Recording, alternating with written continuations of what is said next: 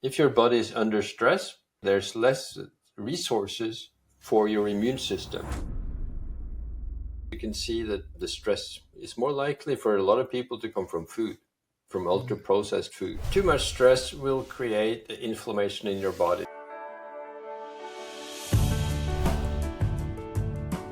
Hey, this is Rob Renee from the I Am Pain-Free podcast. Today we have Torkel, Dr. Torkel. He's an amazing doctor from Oslo, Norway, and it's just fascinating to talk to him because I've talked a lot about pain relief and inflammation before, and he's got a really interesting and a really intelligent way to help people, both with inflammation and more, from his perspective, more importantly, stress and stress relief.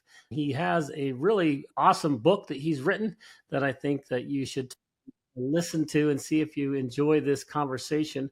But his book is called The Pulse Code, and it really helps you understand the heart rate variability and why is that important. All right, we have a dashboard in our vehicle that shows us all of what's happening with the vehicle, so we know when we're out of gas, etc. We know when the engine's too hot, etc. But we don't have a dashboard for our human bodies. And the cool thing is he's figured out a way to use heart rate variability to give you that dashboard into what your body is doing. So then you can start taking control of your body. And it's relatively inexpensive. You just need to have a smartwatch on your phone, on your wrist, and then you get the app and you can really take control of your health just by using that. So anyway, interesting conversation.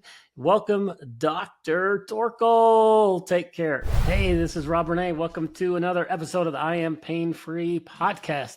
I have Torkil Færø here today with us today, which is super exciting. He's all the way from Oslo, Norway, which is obviously fun. I don't think I've ever interviewed anybody from Oslo. So welcome to the show.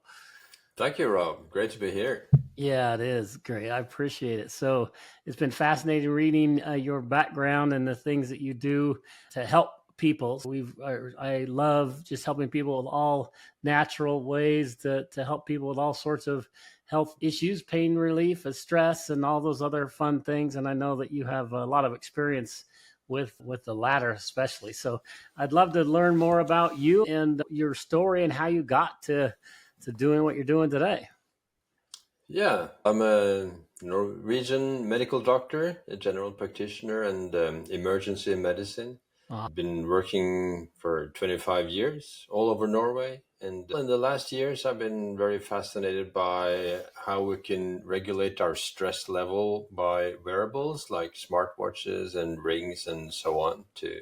Because I see so much of the problems that makes disease, the modern day diseases, is based in a stress level that is too high, and we're not very good at recognizing our own stress level, and our heart rate will reveal it, so that this is the use of wearables, so we can track our stress levels, and it's so much easier to regulate then, and to be able to calm down and to see when you're too much stressed. And you can also see what surprising sources there could be of stress, like food, alcohol, nicotine, too little sleep, altitude even, and also that you can find the ways to regulate that stress through breath work, through cold plunges and more, and food that is anti-inflammatory like salads and vegetables and so on. So I've been exploring my own nervous system, and I've written a book that has been a bestseller in Norway now for more than a year and a half.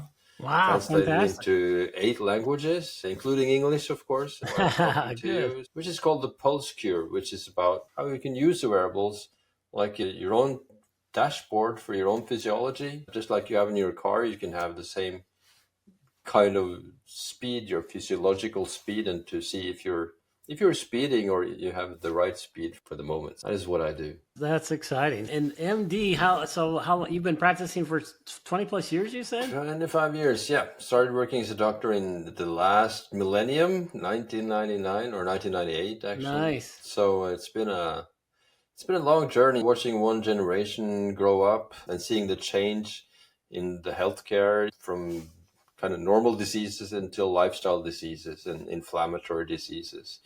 And the good thing about the inflammatory diseases is that we have control over it. If we regulate our lifestyles to what is healthy, then we don't have to have these diseases. Yeah, So that's amazing. I've been digging a lot into that lately because a lot of the stuff that I do, right? This is the podcast, so I am pain free. And so I've interviewed a lot of health practitioners and doctors and nurses and a lot of people who are trying to help people with that pain. And sometimes it's mental pain and stress related pain, and sometimes it's physical pain, and inflammation, obviously, is one of the key aspects we talk about a lot, yeah, because it seems that, right, inflammation causes pain, and there's a reason typically for that inflammation. And it's yeah, been fascinating to me to learn just the different ways to help reduce that inflammation, because there are a lot of different ways to do it, and then there's also different medications to do. But I think what you are talking about, even from the stress side as well, there are a lot of just natural things that we can do. Like you mentioned diet, you mentioned breathing and cold plunging. And so I'd love to get your perspective just on, is there a big difference when you're treating people with inflammation versus treating people with stress related issues? Or do I'll just stop it's talking. it's the same. So too much stress will create inflammation in your body, and the stress is not only mental stress or what you would think of in everyday use as stress, being busy, being troubled by something, but it's more when you start using the wearables, you can see that the stress is more likely for a lot of people to come from food, from ultra processed food, from eating too late in the evening. And when you see that, you can adjust it, and you will identify certain foods that you don't tolerate. So many people will find out that they're food intolerant to maybe gluten or milk products. And the heart rate will reveal that, because if you eat something that you're not supposed to eat, your immune system will react to it, and your heart rate will go up. And your Oh, heart rate interesting. variability that reveals a stress state will go down. So we need this variation between the heartbeats. If we have a good variation between the heartbeats from the in breath to the out breath, that's a sign that you have a good vagal tone, that you have a good working immune system. And if you have a low variation between heartbeats, that it beats very steadily like a metronome, that's a sign that you're in the sympathetic stress mode. And we're supposed to stress, but we have to have some balance here. And it's this balance that is out of whack that makes us sick. It's a root cause of disease. And the Oh, inflammation is revealed in this heart rate. that's interesting. So when you were talking earlier about the heart rate, like the monitors, like my smartwatch, right? And I have, so are there other apps on the device, or do you just use typically the heart rate and look at the heart rate to help analyze how people are doing? Yeah, like you have an Apple Watch, Mhm. and then you have an app called Athletic. That is the best one I've found so far, anyway, on the Apple Watch. Athletic, the combination between athlete and analytic. Oh, But see. by far the best product in this is the Garmin watches that will keep track of it 24/7, will give you very good measurements and advice on how to regulate the stress. Garmin, at least at the moment, being by far the best product. Also, price wise, I'm not affiliated with Garmin in any way, but you can get it from like $150 upwards to probably 1,500 for the most expensive ones. But I think it's the best product to be able to regulate, to micromanage your stress levels. But any wearables would give you an estimate of the heart rate variability, like your Apple Watch as well. Right. And so you were mentioning a couple of things with that heart rate variability. The beats, was it the time between the beats, or explain that to me again, just so I can Yeah. understand Yeah. So that. there will be a variation between heartbeats. So if you are in the relaxed state, when Yeah. you breathe in, the heart rate will go up a little bit because your lungs is filled with oxygen, and then it will speed up to push that oxygen-rich blood through. And then when you breathe out and there's less oxygen in the lungs, the heart will slow down just a little bit, measured in milliseconds, but it's detectable by these wearables. And that will show that you are in the relaxed state. And that would be a surprise to most people, that it's not so easy to get into this relaxed state. You may think that you are in the relaxed state, but once you see the readings on the smartwatches, most people will find that they are more stressed than they thought they were, because the pace of our society and the pressures on our system is too much from many sides, like alcohol, like food, like stressing too much. And when you think you're relaxing, you may not be. And the watch will reveal that you are not in a sufficient parasympathetic state to be resting and recovering. And of course, if you don't, it would be like if you're driving your car and you don't see your speedometer, you don't see your dashboard, you don't know how much gas is left, you don't know your speed, you don't know the temperature of the engine, you may be overheating and you wouldn't know about it. And this is a dashboard for your own physiology. That is, of course, much more important than having a dashboard in your car. Yeah, but most of us don't know that, right? Most of us don't have that insight. So that's intriguing. Yeah. And just even thinking about it now, if I look at, so I need to go download that app, Athletic, so that I can, because I don't think I have that one. I just use the one that comes with the watch itself, right? But I've been interested. I've had a really slow beating heart, which is weird. So I've gone to a cardiovascular specialist and he was recommending certain things. And now I'm going to an all natural holistic practitioner and trying to work on a supplementation and just other natural treatments to see if we can get my heartbeat, upper ventricle part working the way it's supposed to. So I would love to see if that Athletic app helps me understand the heart rate variability more so than just the app that I'm using today. Yeah, probably. What is your heart rate? Yeah, my heart rate's in the low 30s, and low 30s on average. Yeah, so that is low. I get my Apple Watch gives me a warning all the time for having 10 minutes below 40 beats per minute. All right. And because you're exercising a lot, or is that and that's what I do, exercise quite often, but that's what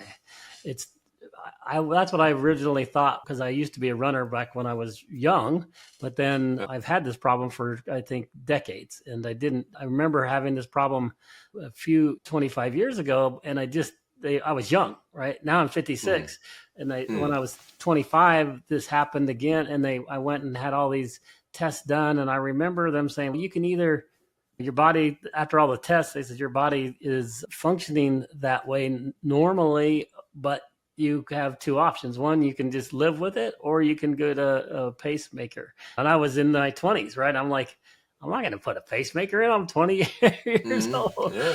But just recently I had some tests, just blood tests done. And what the doctor I was going to said, oh my gosh, your heart rate is really low. They thought their machine was broke. So they checked me on another machine, and they're like, we need to do an EKG. And they're like, yeah, you need to go see a cardiologist. I'm dealing with it again. And now I was like, maybe I can try to fix that cause. So we'll see if I'm successful at it. But it's interesting to hear you and talk about the difference in heart rates. I want to personally understand that more and better, because I'm trying to educate myself on that. Yeah, because the heart rate is a window into our physiology, and it's a window that we don't have as doctors. And the good thing is that you, as a patient or as a person, can have this window in your own hands. So you're not dependent on having the answer from your doctor. It's available to you in real time whenever you want to. And we don't have this sense for our own stress levels. We have very good senses for eyesight and hearing and smell and taste and touch and all of this. But the sense of our own stress level, we don't really have that. And that's because throughout evolution, it would be in the way of these other senses. If we had felt the noise from our inner workings, our body is very busy, working really hard to keep us alive day and night. Right. And if that noise from that system would be detectable, it would be in the way of the dangers historically from other animals that would be hunting us. And this sense has actually been muted by evolution. And these wearables is a substitute for that sense that we never needed to develop out on the savanna of Africa, at 50,000 years ago. But these days, it's our inner stress level that is making us sick. because of our busy lifestyle, because we're doing a lot of things that we're not supposed to do, be out of the sun, eating ultra processed food, not sleeping enough, having too much light keeps us up in the evening. And drinking alcohol is the worst one. So a lot of people, when they start tracking their heart rate, they will find that drinking alcohol and then throughout the night will be so much stress. That is actually the worst stressor. And so many people start cutting down on alcohol once they start tracking their system. They see that I don't want to spend all that energy dealing with alcohol. I want to spend it on my kids or my hobby or whatever. Yeah, that's a great point. One of the other things you mentioned was ultra processed foods, and so in the United States, I'm finding I just read a book that said that like 70% of Americans' food is now ultra processed. And so how is it in Norway? Is that similar? It's probably not too far away. I think it's 60%. So I think the whole Western world is run by the big food companies. Yeah. Nestle and so on. And they want their food to be cheap and to be able to have a long shelf life and so on. So they put a lot of ingredients that is not really food and that will annoy our intestines. And our stomach and our gastrointestinal system is very vulnerable. It's just one cell layer from the contents of the intestines and into your bloodstream. And 70% of our immune system is organized around our intestines because that's where the trouble is. And when we, of course, then put a lot of food into our mouth from we wake up until we go to bed and keep our systems occupied with inflammatory food, we do get sick. And this we will see, and this will give pain. So many people that contact me after the success of the book, they contact me saying that they have discovered that there's certain foods that they can't tolerate. And when they stop eating that food, their pain goes away. Awesome. Like the pain they could have had for 20, 30 years that was based on food intolerance that they could see in their heart rate. Because the heart rate will respond to any demand on your body, whether it's mental stress, physical stress, whether it's alcohol, whether it's food that you can't tolerate and the immune system reacts. The heart rate will go up and the heart rate variability will go down as a sign that your body is under stress. Oh, that's really intriguing. So is that what your book is about, is to talk to people about the heart rate and how it works and what impacts it and that type of thing? Exactly. So it's about that, and it's about the best lifestyle advice on sleep, nutrition, movement, rest, active rest, how to breathing exercises and all of that, and how to deal with alcohol, nicotine, and the menstrual cycle for women, about menopause will also affect the heart rate variability. For so many women, the week before menstruation, the PMS period for so many women, you can see it in the heart rate. You can see it that it's a physiological load on your system the week before menstruation. So it's just not, PMS is not just feeling down or feeling irritated and so on. It's a physiological load on your system. And once you start being able to mitigate that stress, then the symptoms get better. And we can see that in the heart rate. So how, from a female's perspective, how do you help them do that? All right. As obviously all women have that period of time where they are in premenstrual cycle and then their menstrual cycle. What do you do to help them figure that out? Just that you have two choices to regulate stress. You can downsize your stress, that you don't do as much as you plan to. You don't exercise as hard. You may do a yoga workout instead of an intense running exercise, because that week before your menstruation is a stressor in itself. So you need to back down a little bit.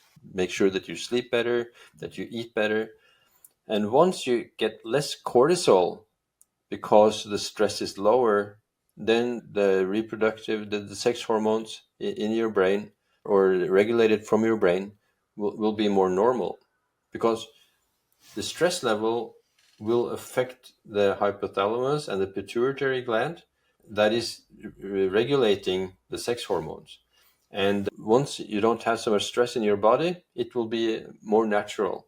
So that's very important. So heart rate variability and too much stress is coupled to endometriosis, to polycystic ovarian syndrome, and to spontaneous abortions. If you have a tendency towards spontaneous abortions, that is connected to heart rate variability, which you can Google if you're interested. And also fertility.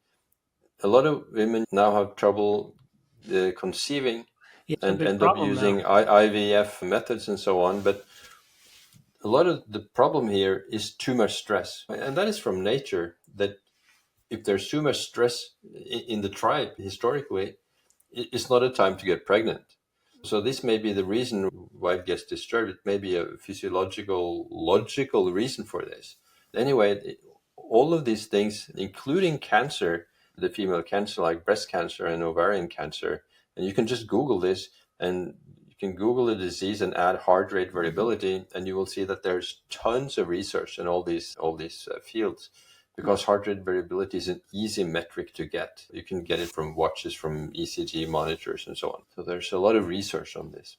That's really exciting. Think about that from all the major problems that people have, whether, like you said, infertility, and then in just weight loss and going through the menstrual cycle, and then heart disease and other just major diseases like you had mentioned. And then also the neurodegenerative diseases like Alzheimer's, dementia, and Parkinson will also have this connection to heart rate variability. Really? So Yeah, so breast cancer, like you mentioned, and then even the degenerative one. So you can see that the risk of getting breast cancer is related to heart rate variability. And the problem is that if your body is under stress, there's less kind of energy, there's less resources for your immune system.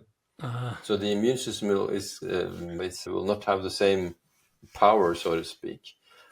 So the heart it's busy doing the wrong things instead of the things it should be doing.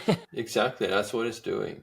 And so you can even backfire on the system itself in creating autoimmune diseases, which will have a big connection to heart rate variability. And the risk of getting cancer, breast cancer, you can find research showing that it will be a higher risk with a lower heart rate variability. And once you get cancer, your prognosis will depend on the heart rate variability. And if you get cancer-free in the first place, heart rate variability will predict your risk of getting a relapse also. Wow. So it's an incredibly useful tool. Yeah. It sounds, I know, it sounds too good to be true, but... It does. It sounds like everybody needs to go make sure they have some type of monitor, right, on their system. Yeah, but it's just the fact that the heart rate responds to the conditions in your body, and that you can read so much out of it. So...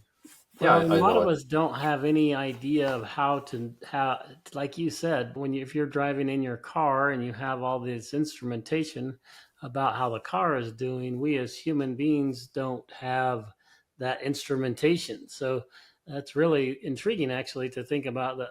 If you can just have a smartwatch on and it can track your heart rate variability, that can give you indications that you are under stress, and that stress may cause certain health issues, and especially over time if you continue in high levels of stress. So exactly. Let's work on ways to resolve that stress, right? Yeah. And I assume that's what your book, you mentioned that your book, you talk about ways to resolve stress. So let's just spend a few minutes talking about what are your favorite things to recommend to help people do that. Do you do it dependent upon the actual issue that they're having? Let's say they've been diagnosed with a disease. Do you change what you recommend to reduce stress based upon the problem they're having, or just in general? Yeah, both on the problem they're having and their individual state, because this will reveal that our physiological state is as individual as the way we look. We have our own physiological fingerprint on this autonomic nervous system that this is about. So we're all different, and we all need different things. So we may all react, for example, to alcohol, but we may react differently. So some may tolerate a lot more than others. And so I think the first thing I would do anyway, if you have any kind of problem, then cutting alcohol would be the most important thing you can do. And second, after that, making sure you get enough sleep, that you get those 7 to 8 hours of effective sleep, not just 7 or 8 hours in bed, but that your wearable will show you that you will get 7 up to 8 hours of restorative sleep every night. Other than that, I would practice breathing breath work to calm down the nervous system by breathing slowly. And of course, there are lots of apps and ways to do that. But the main thing is to breathe maybe down to 6 breaths a minute, which is half of what is normal. You would normally breathe 12 to 15 breaths a minute. And to get that down to 6, for example. Interesting. Done like the Wim Hof method. But so how do you do, let's just say, take your example of doing 6 breaths a minute. Do you just literally just slow your breathing down, or do you inhale slowly and exhale slowly to try to elongate that? Or how do you recommend people try to get to 6 breaths? Yeah, so you could either do 5 seconds in and 5 seconds out, or you can do maybe even better, 4 seconds in and 6 seconds out. That your out breath is a little bit longer than your in breath. Okay. I think the main thing is just to slow it down. And everybody has a sweet spot, which is about 6 breaths a minute, but you will feel it. You will feel that this is the right. It can be from 5.5 to 6.5. And it's the experts, I'm just listening to the expert, I'm not the expert myself, say that this is a sweet spot that will be individual, and it will be your sweet spot, that you will feel it. And and other things you can do, make sure that you restrict your feeding window and don't eat from morning to evening. We're not made for that. Our intestinal system is not made for that. About making sure you don't eat late at night. So what do you recommend that the cutoff? Maybe, 3-4 hours before you go to bed, that you should not eat after that. And of course, when you see the result on your Garmin watch or on your athletic app on your Apple Watch, you will see it clearly that if you eat too late, it will create stress into the night, because your intestinal system, your digestive system, is not made to work at that time. So it's not working very effectively and giving you stress into the night, affecting your sleep. Wow, that's other than that you should exercise, not too much and not too little. A lot of people exercise too hard, push themselves too hard, particularly if they have a stressful lifestyle in total. So they have to look at the total stress balance to see how hard they can push themselves.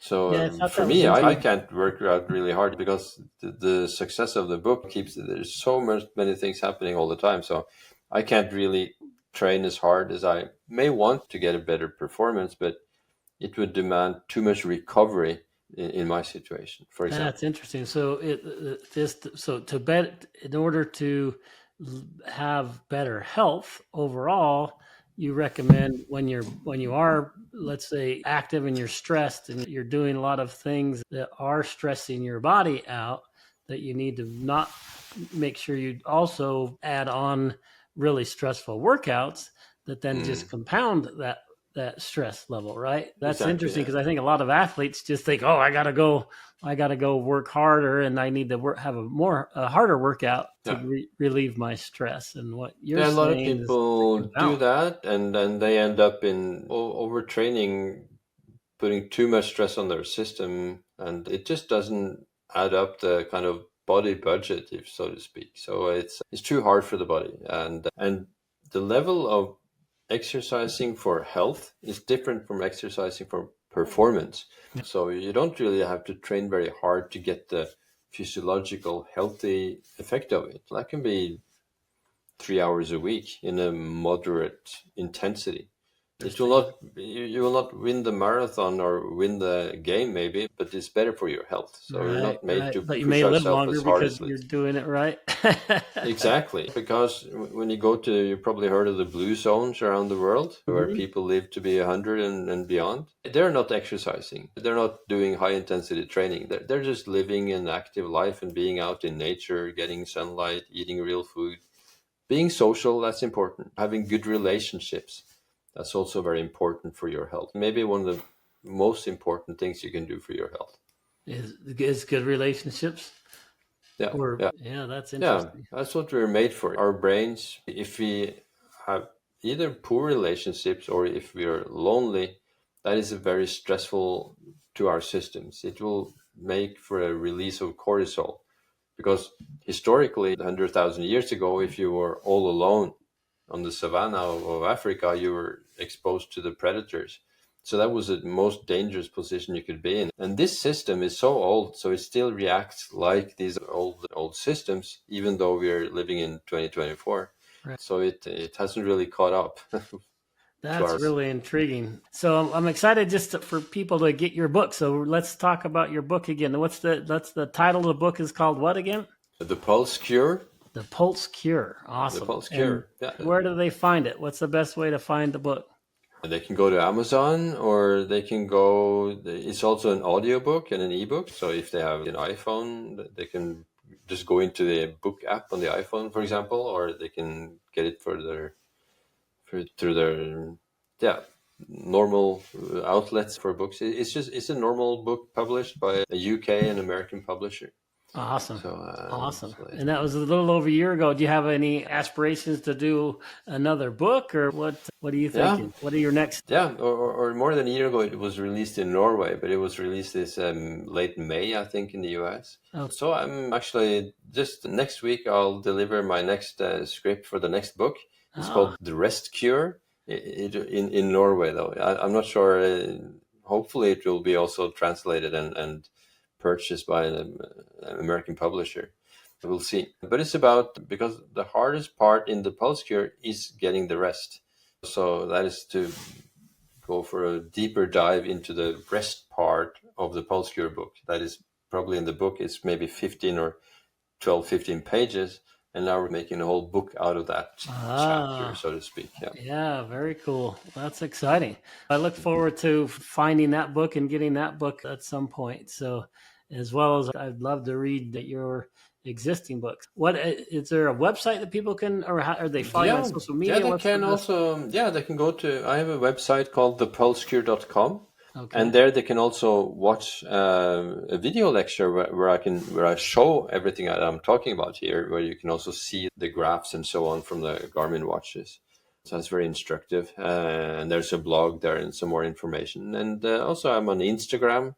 I'm dr.torkel on Instagram. Perfect. You can follow me there and see what's going to happen. That's fantastic. So I'll make sure that we have all of those links to your books as well as to your Instagram in the show notes of this episode. It's been fascinating. I really appreciate you taking time, Dr. Torkel. It's been just fun to learn more about our bodies, and the heart rate variability discussion is something that we haven't discussed before. So, but it totally makes sense to me as you're describing it, and it's something that's a dashboard that we literally have access to that most humans aren't using, and we should, right? Yes, absolutely. There's no reason that everybody shouldn't go figure out a way to get their heart rate variability analyzed and just start using that as an indicator of how you're doing. How is your body stressed, and then determine why is that stress,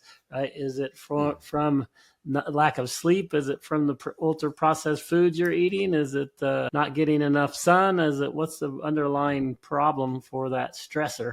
And then you can start living a pain-free life, as we like to talk about it, naturally and faithfully. So, Dr. Torkel, thank you so much for joining the show. I really appreciate you. And maybe after you get your sleep book done, it's going to be called what's it called again? The Rest Cure. The Rest Cure. There we go. I was going to say Sleep Cure, but that didn't sound right. So the Rest Cure, that's great. Cure. So maybe we'll have you back on and you can explain more about the Rest Cure. Thanks a lot for joining us. I appreciate you. Thank you. Thanks for having me on. You bet. All right, signing off from the I Am Pain-Free podcast. As many of you know, my focus at the I Am Pain-Free podcast is help as many people get pain-free as possible. And we strive to use all natural and alternative therapies to accomplish that goal. Well, today I'm thrilled to introduce to you a revolutionary product that aligns perfectly with our mission of natural health and well-being.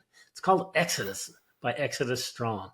At Exodus Strong, their mission is to help you break free from the grip of big pharma and embrace natural solutions that promote vibrant health. With a foundation rooted in the wisdom of the Bible, the all-natural supplement harnesses the power of 7 key ingredients specifically mentioned in the scriptures.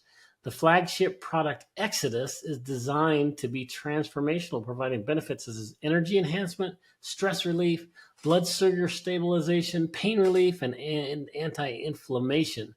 So join the movement, right, to help them get 1 million new people to read the Bible every day and transform their health naturally. When you purchase Exodus, use code IAPF at checkout to receive a special free gift with your order.